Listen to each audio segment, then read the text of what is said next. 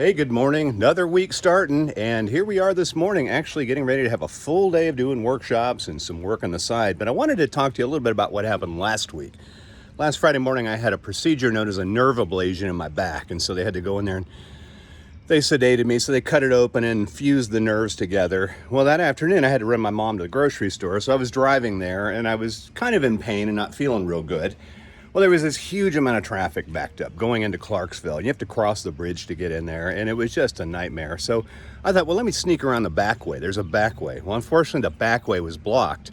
So I was able to come down a side street to attempt to make a left, but there was a cop standing there, and she says, nobody can make a left. Well, I followed somebody to the right, and I realized I'd have to go all the way to the top of the hill and stand in that traffic. And so I thought, you know what? I'm going to follow that guy in front of me, because he made a quick U-turn, whipped around, cut in, saved himself probably 30 minutes. I followed right behind him, hoping that cop didn't see. But as soon as I turned, there she was running across the street. Boy, she was pissed, let me tell you. She started screaming at me and him, told us to pull over.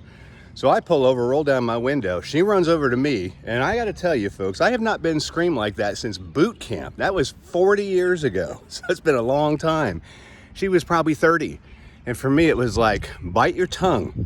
Yeah, you screwed up. You got no excuse, but bottom line is, you really shouldn't argue with a cop. So she called, and she says, you look at this. What made you think it was okay to make that turn? And I looked at her, she says, what is your excuse? I says, I have no excuse. And it's like she wanted me to fight with her. So she kept on pushing and pushing. Finally, she says, what is the reason why you would do something so stupid? And all I could say was, you know what? I was just being lazy. I'm not kidding you. She did this. She's like, get out of here! And so I wasn't going to think twice about it. I got and pulled the thing into drive, and I was out of there.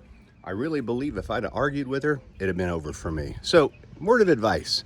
We talk about the amygdala hijack in a lot of our work. That thing is real. You make dumb decisions when you're triggered. Thankfully, I was able to kind of take a deep breath. If you encounter the same thing, I'm going to encourage you to do the same. And don't be disrespectful to law enforcement. Bye-bye.